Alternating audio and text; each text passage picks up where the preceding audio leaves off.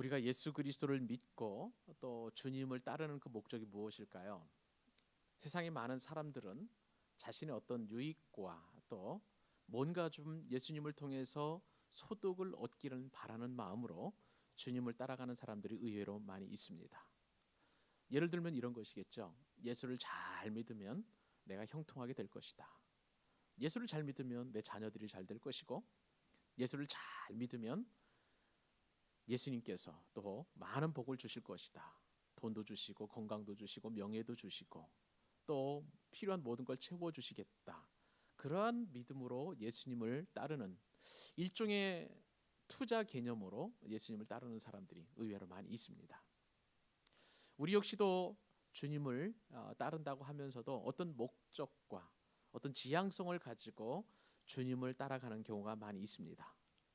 오늘 본문에 보니까 우리와 똑같은 사람들 혹은 우리와는 조금 나는 이제 그렇지 않은데 오늘 본문에 보니까 보통 일반적으로 예수님을 따르려고 하는 사람들의 목적과 의지가 이 본문 가운데 잘 드리워져 있는 것을 볼 수가 있습니다. 그래서 오늘은 우리는 오늘 말씀을 통해서 정말 내가 예수님을 따르는 진정한 목적이 무엇인지를 분명히 우리가 깨닫고 적용했으면 좋겠고, 그리고 내가 예수님을 따르려 할 때에 혹시 예수님에 대해서 오해한 부분은 없는지 그것을 우리 점검해보는 그런 시간을 갖도록 하겠습니다. 오늘 본문에 보니까요, 예수님을 따른다고 하면서도 세속적인 목적을 가지고 주님을 따르는 사람이 적지 않음을 말씀을 통해서 우리가 살펴보게 됩니다. 그들은요, 불원천리 먼 곳에서 예수님을 만나기 위해서 나온 사람들입니다. 본문에 보면 그들은 대부분 예수님께서 병을 고치셨다 하는 소식을 듣고 그 소문을 듣고 예수님을 따라온 사람들이었습니다. 근데 예수님께서는 분명하게 주님을 따라야 되는 목적을 오늘 본문 가운데서 드러나게 되시고, 또 그런 말미암아 이 땅을 살아가는 저와 여러분들에게도 우리가 왜 주님을 따라야 하는지 도전하는 그러한 본문이 되겠습니다. 오늘 본문 7절 말씀에 보니까 예수님께서는 제자들만 데리고, 그러니까 제자들과 함께 바다로 물러가셨다라는 표현을 보면 제자들만 데리고 지금 따로 구분해서 지금 이동하고 계시는 것을 볼 수가 있습니다. 그 전까지 어떤 일이 있었을까요? 우리가 마가복음 3장 1절로 6절까지 말씀 우리가 지지난주까지 살펴보게 되었습니다마는 회당에서 예수님이 손 마른 사람을 고쳐 주셨을 때 그것을 눈여겨 보았던 사람들이 있다고 우리 상고했죠. 그 사람들은 바로 바리새인들이었습니다. 그리고 또한 종교 지도자들이었습니다. 예수가 과연 안식일에 오른편 손 마른 사람을 고치는가 그것을 주목해서 보았다는 것이죠. 그때에 주님께서는 실제로 고치시는 그런 사역을 일으키셨고, 안식일에 선을 행하는 것과 악을 행하는 것, 생명을 구하는 것과 죽이는 것 어느 것이 옳으냐라는 아주 난해한 질문을 드림으로 말미암아서 저들의 잘못된 안식일에 대한 그 기본 개념을 이렇게 바꾸어 놓으시는 그러한 사역을 일으키셨던 것을 볼 수가 있습니다. 오늘 본문에서는 이제 그 이후에 일어난 사건이죠. 그래서 예수님께서 이제 제자들과 함께 갈릴리 바닷가로 이렇게 가신 그러한 것을 볼 수가 있습니다. 자, 예수님께서 이 바다로 나가셨을 때 어떤 일이 생겼냐면요, 제자들과 함께 나갔지만 갈릴리에서 큰 무리가 따랐다라고 성경에 기록되어 있습니다.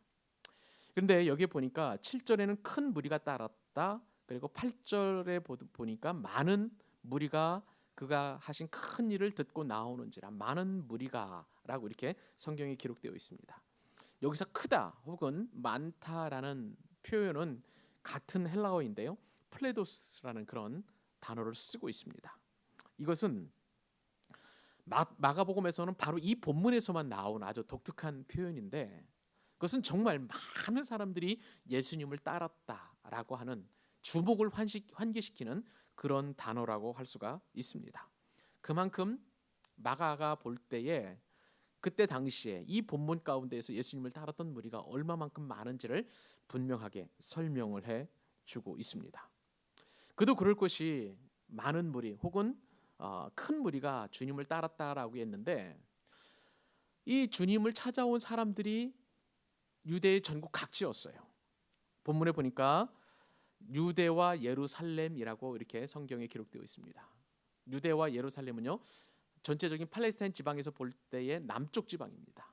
유대 지방 그리고 예루살렘에서 따랐고, 예루살렘은 성전이 있었던 곳이기 때문에 그 예루살렘에서 성전과 가까이 했던 사람들 중에서도 영적인 목마름이나 내지는 주님에 대한 소문을 듣고 예수님을 따랐다는 것을 우리가 어렵지 않게 짐작할 수 있습니다.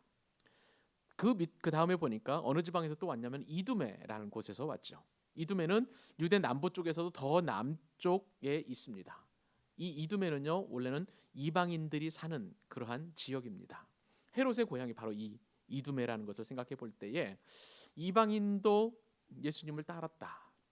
유대 훨씬 남쪽에서부터 예수님에 대한 소문을 듣고 예수님을 따랐다라고 이렇게 성경은 기록해 주고 있습니다. 또 보니까 요단강 건너편에서도 왔다라고 성경에 이렇게 기록이 되어 있습니다.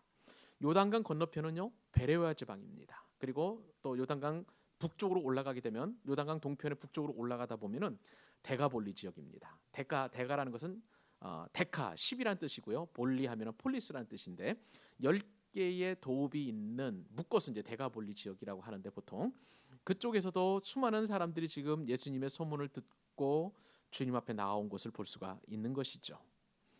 어디 그뿐입니까? 두로와 시돈 근처에서도 많은 무리가 주님이 하신 큰 일을 보고 나왔다라고 성경에 기록되어 있습니다. 두로와 시돈이라는 곳은요, 이 팔레스타인 지역의 북쪽 지역입니다. 북쪽 서쪽이죠. 북서쪽. 지금의 지중해 쪽에 있는 항구 도시 쪽인데, 이 역시도 이방인 지역이라고 할 수가 있습니다. 그러니까 지금 예수님 앞에 나온 큰 무리 혹은 많은 무리라는 것은 유대인도 나오고 또 동서남북 사방에서 이방인들이 다 예수님 앞에 나왔으니 그 사람이 얼마나 많은지 성경은 기록하고 있는 것이죠. 그리고 7절에 보면은 갈릴리에서도 큰 무리가 예수님을 따랐다라고 기록하고 있습니다. 그러므로 동서남북 사방 곳곳에서 하여간 예수님의 소문이라는 소문을 다 듣고 많은 사람들이 지금 운집해 예수님 앞에 모여 있는 것을 볼 수 있습니다. 이처럼 폭넓은 지역에서 사람들이 왔다는 것은 예수님의 사역이 그만큼 인기가 있었고 많은 사람들이 예수님에 대하여 호기심을 가지고 있었다는 것을 방증해 주는 그러한 내용입니다. 여하튼 예수님의 사역의 그 영향력이 얼마나 큰 것인지를 오늘 본문은 아주 마가가 리얼하게 기록을 하고 있죠. 근데 그 무리들이 얼마나 많았는지 예수님을 이렇게 둘러쌀 정도였습니다. 예수님을 둘러싼 점. 9절 표현해 보니까 예수께서 무리가 애워싸 미는 것을 피하기 위하여 이럴 정도니까 이 엄청난 사람들이 예수님을 지금 갈릴리 바닷가에 계신 예수님 앞에 나왔는데 애워싸게 되었고요. 그리고 예수님을 밀어붙이는데 어디까지 밀어붙이냐면은 갈릴리 바다 물가까지 밀어붙이는 것을 성경은 표현해 놓고 있습니다. 그래서 예수님께서는 이 무리들과 어느 정도 거리를 두시기 위하여 제자들로 하여금 작은 배를 띄우라 하셔가지고 지금 배를 타시는 그런 장면이 본문에 기록되어 있습니다. 여러분, 왜 이처럼 예수님 주위에 사람들이 많이 몰렸을까요? 예수님께서 사역하실 당시에 그때 당시에 사람들은 마음 둘 곳이 없었습니다. 우리가 마태복음 주일날 우리가 강의를 통해서 우리가 살펴본 것처럼 정치적으로 그들은 로마 제국의 압제를 받고 있었습니다. 분봉왕 헤롯 안티파스가 폭정을 일으키고 있는 그런 상황 가운데 있었었고요. 또 회당 지도자들은 우리가 지지난주에 살펴본 것처럼 그들은 위선자들이었습니다. 그들은 또한 거짓 교훈을 가르치는 그런 사람들이었고, 그리고 겉으로는 아주 율법을 지키고 또 하나님을 경외하는 것처럼 보였지만 그것은 겉에 회칠한 무덤과도 같은 그런 사람들이었습니다. 속에는 악이 가득하고 또한 실제로 하나님을 만나지 못했던 그런 사람들이었기 때문에 참 예수님 보기에는 그것은 참 온전치 못한 사람들이었던 것이죠.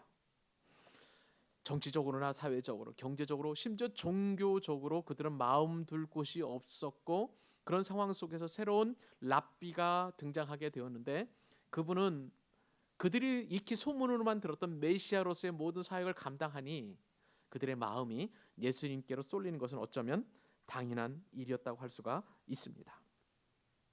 그렇습니다. 사랑하는 여러분, 예나 지금이나 예수님만이 참된 소망인 줄 믿으시기 바랍니다. 예수님 당시 지도자들은 예수님께 적대감을 품었습니다마는 그때 당시에 가난하고 소외되고 힘없는 사람들은 여지없이 주님을 찾아간 것을 볼 수가 있습니다. 여러분, 하나님의 나라는 이처럼 이 땅에서 소망을 가질 수 없는 사람들의 몫인 줄 여러분 믿으시기 바랍니다. 우리 주님은 오늘도 그늘진 곳에 오셔서 버려진 무리들의 목자가 되어주십니다. 그러므로 아무리 낮고 천한 자라도 예수님을 만날 수 있는 것이죠. 그 예수님을 만나게 되면 영원한 목자로 우리가 주님을 모실 수 있는 것이고, 내 인생의 구원자이시고 구주로 우리가 영접할 수 있는 것입니다. 그러므로 이 땅을 살아갈 때 우리의 처지가 아무리 낙심이 되고 어렵고 힘겹고 그리고 우리의 삶이 핍절하다 할지라도 우리는 예수님께 소망을 두면 승리하는 인생이 되는 것입니다. 근데 오늘 본문에 보면 이렇게 우리가 그냥 드러나는 의미적으로의 그 예수님의 모습을 기록한 것이 아니라, 오늘 본문을 기록한 마가는요, 이러한 무리들에 대해서 굉장히 호의적이지 않다는 사실을 깨닫게 됩니다. 왜 그렇습니까? 그 이유가 10절에 나와 있습니다. 우리 10절 말씀을 같이 한번 읽어보도록 하겠습니다. 10절 시작. 이는 많은 사람을 고치셨으므로 병으로 고생하는 자들이 예수를 만지고자 하여 몰려왔음이더라.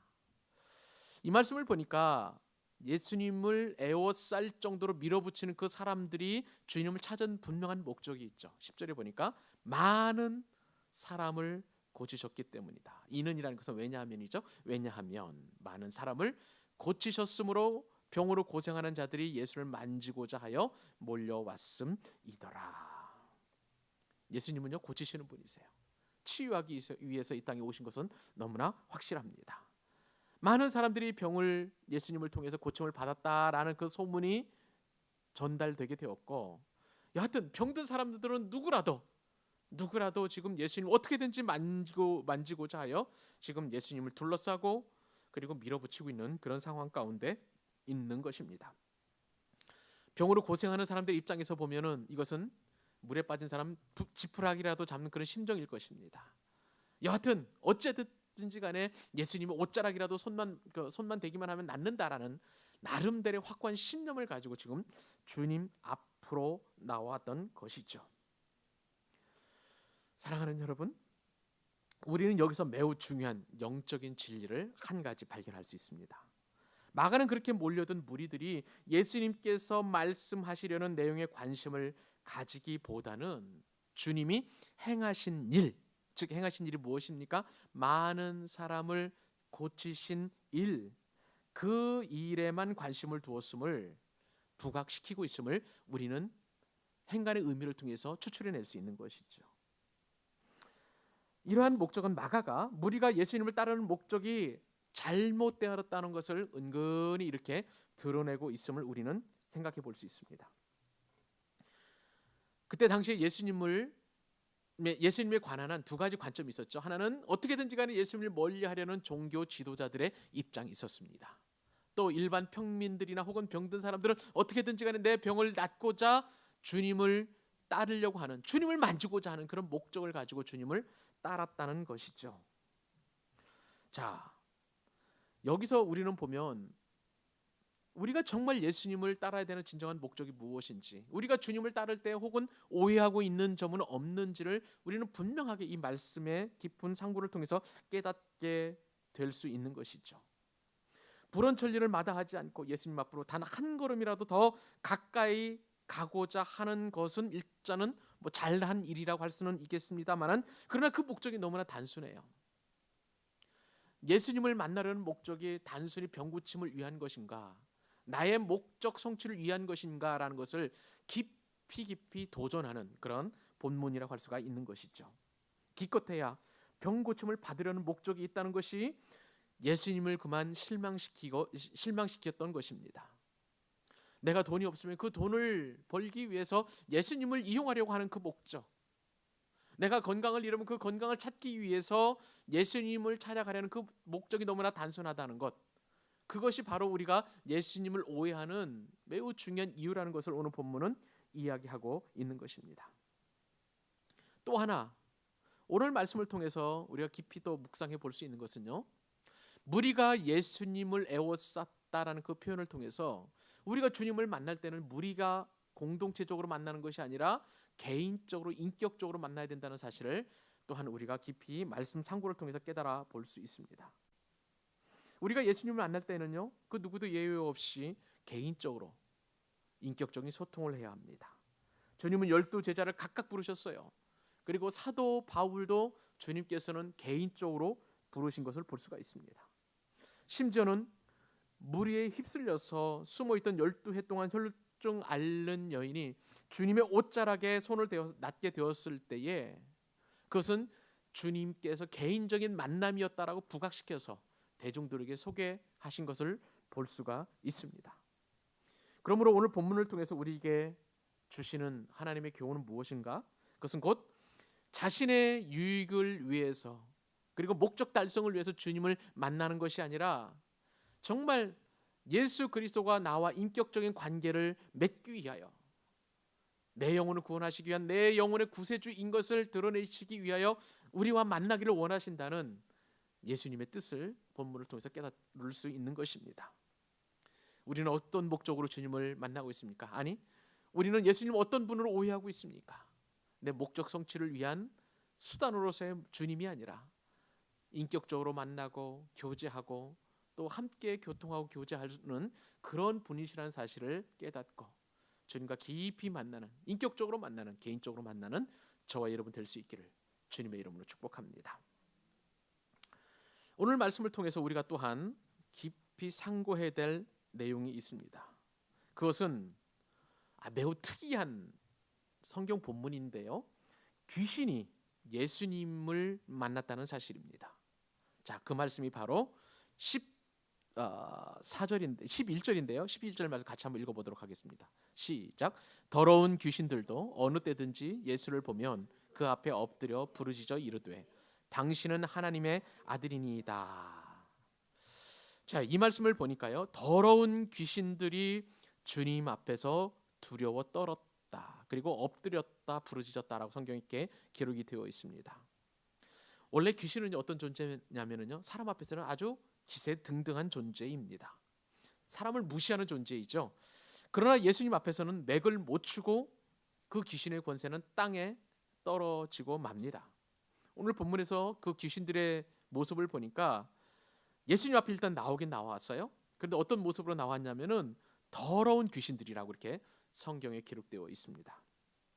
우리가 귀신 하면은 흔히 머리를 풀어 헤치고 입에 칼을 물고 하얀 소복을 입고 맨발로 이렇게 나오는 신들린 사람을 이렇게 생각을 하게 되는데, 우리가 상상하는 이런 모습과는 달리 성경에서는 더러운 귀신들이라고 이렇게 기록이 되어 있습니다. 더러운 귀신들, 영적 실체가 아니라 귀신 들린 사람들이라고 우리가 성경 원어를 보면 그런 의미로 이렇게 표현되어 있는 것을 볼 수가 있습니다. 더럽다는 것입니다. 때로는 오랫동안 씻지 않았을 것입니다. 그리고 머리를 감지도 않았을 것이고요, 세수나 혹은 목욕도 안 했으니까 냄새나고 꼬질꼬질하고 아주 사람 보기에 역겨운 그러한 모습으로 지금 주님 앞에 나왔다는 것을 우리가 어렵지 않게 짐작할 수 있습니다. 이처럼 더러운 사람이 제 발로 예수님께 나왔을 리는 없을 것이고요, 아마도 예수님의 소문을 들은 가족이나 친구의 손에 이끌려서 그들은 주님 앞에 나와왔을 것입니다. 그런데 본문에 보니까 이 더러운 귀신들이 예수님 앞에 어떻게 하냐면요, 엎드렸다고 그랬어요. 그 앞에 엎드려서 부르짖었다라고 이렇게 성경은 기록하고 있습니다. 다른 사람들은, 병든 사람들은 어떻게든지 간에 예수님을 만지려고 이렇게 노력을 했지만, 그러나 이들은 엎드려서 그리고 무릎을 꿇고 조아리고 있는 그러한 모습을 우리가 상상해 볼 수 있는 것이죠. 그렇다면 귀신은 왜 예수님 앞에 이처럼 엎드렸을까요? 왜 귀신은 예수님 앞에서처럼 머리를 조아렸을까요? 경배하기 위해서입니까?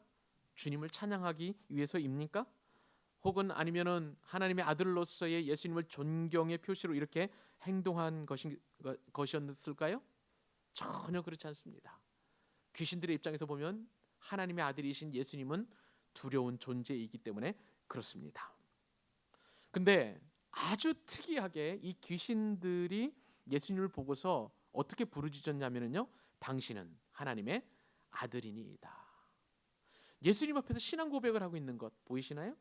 지금 예수님이 어떤 존재인지를 귀신들이 자신들의 입을 통해서 분명하게 당신은 하나님의 아들이십니다 라면서 이렇게 신앙 고백을 하고 있는 것입니다. 귀신은 그만큼 영적인 존재이기 때문에 영적 지식을 가지고 예수님이 어떤 분이신지를 알고 있었던 것이죠. 종교 지도자들도 주님을 알아보지 못했습니다. 그리고 수많은 병자들도 병 고치는 사람인 줄로만 알았지 그 분이 바로 하나님의 아들이라는 이 지식을 그들은 전혀 모르고 있었던 상황이었음에도 불구하고 이 귀신은 분명하게 예수님이 어떤 분이신지를 알고 신앙 고백을 하고 있다는 것이죠. 그런데요, 예수님께서는 이러한 귀신의 신앙 고백을 인정하지 않으셨습니다. 좋아하지 않으셨습니다. 책망하셨습니다. 그래서 12절 말씀에 경고하시는데 뭐라고 경고하십니까? 같이 한번 읽어보십시다. 시작. 예수께서 자기를 나타내지 말라고 많이 경고하시니라. 예수님께서 자신을 나타내지 말라고 경고하시는데 그냥 경고하시는 것이나 수도 없이 경고하셨다라고 마가는 이렇게 기록하고 있습니다. 여러분, 이 상황 가운데서 사실 이 예수님의 명령은 실효성이 없는 명령이에요. 이미 귀신 들린 그 사람이 이렇게 고백했던 것은 많은 사람들이 주님을 이렇게 둘러싸고 있었기 때문에 그 귀신의 그 신앙 고백은 누구나 다 알고 있고 들었고 또 목격한 그런 상황 아니겠습니까? 그런데도 예수님께서는 많이 수없이 경고하셨다라고 말씀하고 계시는 것이죠. 주님께서 이처럼 실효성이 없는 명령임에도 불구하고 예수님께서 이처럼 명령하신 이유가 무엇일까요? 우리는 여러 가지로 추정해 볼 수 있습니다. 대표적인 것이 예수님께서 이 상황에서 귀신의 그 신앙 고백을 받게 되면 사탄의 우두머리로 인식될 수 있기 때문에 주님은 경고하신 거예요. 왜냐하면 마가복음 3장 20절로 30절 말씀에 따르면 사람들이 예수님께서 병 고치시는 모습을 보고 어떻게 오해했냐면요, 사탄의 능력을 힘입은 것으로 모함하는 장면이 이 본문 가운데 기록이 되어 있습니다. 예루살렘에서 내려온 서기관들이 병 고치는 예수님을 향해서 바알세불이 집혔다는 거예요. 바알세불이 예수님을 싸고 그리고 그 안에서 이제 능력을 발휘해가지고 이렇게 병을 고쳤다, 귀신을 쫓아냈다라고 이렇게 모함했다는 것입니다. 예수님께서는 이러한 오해나 혹은 모함을 받으시면 안 되기 때문에 이처럼 귀신들의 신앙 고백을 거절하시고 강력하게 경고하신 것으로 볼 수가 있습니다. 일리 있는 것입니다. 두 번째로는요, 주님께서 왜 이처럼 거절하셨냐면은 귀신은 결코 계시의 수단이 될 수 없기 때문에 그렇습니다.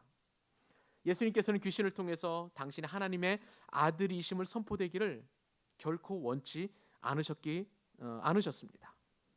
이것은요, 그때 당시의 시대적 정형에 볼 때에 매우 타당한 이야기라고 할 수가 있어요. 1세기 세계관으로 볼 때에 귀신이 당대 유명한 랍비나 선지자의 이름을 외치는 것은 굉장히 불길한 징조였습니다. 영적 지도자의 이름이 귀신에게 불린다는 것은 귀신의 능력이 그 지도자를 사로잡고 있다는 인식이 그들 가운데 있었기 때문에 그렇습니다. 그러므로 귀신이 예수님에 대하여 당신은 하나님의 아들입니다 라고 이렇게 얘기를 해버리면 많은 사람들이 이처럼 불길한 징조를 받아들이게 되고, 저 예수라는 선생도 귀신에 사로잡혀 있구나라는 그런 인식을 줄 수 있기 때문에, 그래서 예수님께서는 그 귀신의 신앙 고백을 거절하시고 강력하게 경고하신 것이죠. 그런데 이러한 사탄의 우두머리로 오해받거나 내지는 귀신은 결코 계시의 수단이 될 수 없다는 것보다도 더 확실한 주님의 경고하신 이유가 있습니다. 그것은요, 사람들로 하여금 예수님의 진정한 모습에 대한 오해를 받기 원치 않았기 때문에 그렇습니다. 오늘 본문에서는 예수님께서 단지 귀신들에게만 당신께서 하나님의 아들이 되시지 말라고 이렇게 고백하고 하라고 말씀하셨지만 마가복음 1장 44절 말씀에 따르면 병고침을 받은 사람에게도 그러한 침묵의 명령을 이미 하신 바가 있습니다. 이 명령을 통해서 예수님께서는 자신이 단지 병을 고치시는 분이나 혹은 귀신을 쫓아내는 분으로 사람들에게 오해받기를 원치 않으셨기 때문에 그런 것이죠. 무리들의 설익은 기대는 나중에 예수님께서 십자가를 지시기 위해 예루살렘에 입성하실 때에 정치적인 메시아로 오해를 받는 그런 지경에까지 이르게 됩니다. 주님께서는 지금 이 사건을 통해서 이제 앞으로 이루어질 그러한 예수님에 대한 오해가 사람들에게 얼마만큼 큰 오해로 번지게 될 것인 것을 누구보다도 잘 알고 계셨기 때문에 이 귀신들로 하여금 그러한 하나님의 아들 되심에 대하여 선포하지 말라고, 자기를 드러내지 말라고 분명하게 말씀하시고 경고하신 것입니다.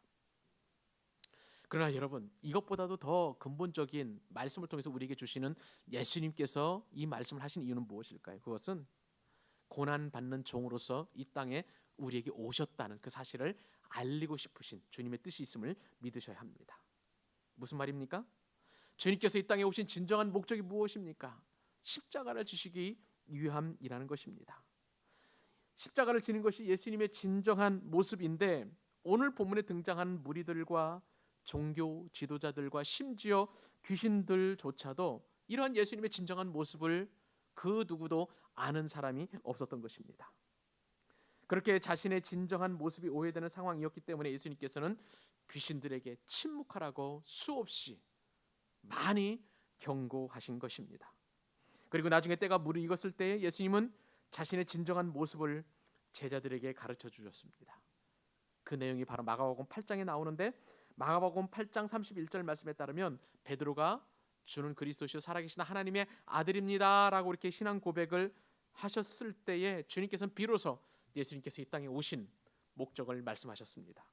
마가복음 8장 31절 말씀에 따르면 인자가 많은 고난을 받고 장로들과 대제사장들과 서기관들에게 버림받아 죽임을 당하고 사흘 만에 살아나야 할 것을 비로소 그들에게 가르치시되. 여러분, 주님이 이 땅에 오신 진정한 목적이 무엇입니까? 나를 위해서, 내 죄를 사하시기 위하여, 나를 저 영원한 천국으로 인도하시기 위하여, 그리고 나와 인격적인 교제를 맺기 위하여 이 땅에 오셔서 십자가를 지시는 것이 바로 주님께서 이 땅에 오신 진정한 목적인 것입니다. 지금도 수많은 사람들이 이러한 주님께서 오신 목적을 오해하고 있습니다. 서두에 말씀을 드린 것처럼 내 유익을 위해서, 그리고 내 어떤 편의를 위하여, 그리고 내가 더 복받기 위해서 예수님을 따르려고 한다면 그것은 우리가 얼마만큼 주님을 오해하고 있는지 분명하게 성경은 말씀해 주고 있다는 것이죠. 사랑하는 여러분, 말씀을 맺습니다. 우리 역시도 이 땅에서 신앙생활하면서 주님을 만나고 있을 때에 내 문제를 해결하실 분으로, 그리고 내 병을 고치실 분으로, 그리고 내 이 빚 문제를 해결할 탕감해 주실 분으로 그렇게 주님을 오해하고 있지는 않은 것인지요. 성경에서 주님께서 이 땅에 오신 목적은 내 병을 고치기 위하여, 그리고 나에게 돈을 벌게 하기 위하여, 나를 부자 삼기 위하여 그렇게 오셨다고 성경 분명히 말씀하지 않습니다. 나를 위해서, 그리고 십자가를 지시기 위하여, 그리고 죽임을 당하고 사흘 만에 다시 살아날 그 일을 위해서 이 땅에 오셨다라고 주님은 분명하게 말씀해 주고 계시는 것입니다. 예수님 오해하기를 그치고 예수님을 이해하고 예수님을 받아들이고 인격적으로 주님을 만나는 일에 저와 여러분이 온 마음과 뜻과 성품을 다하여 하나님 알아가고 예수님 알아가는 저와 여러분 될 수 있기를 우리 주님의 이름으로 축복합니다.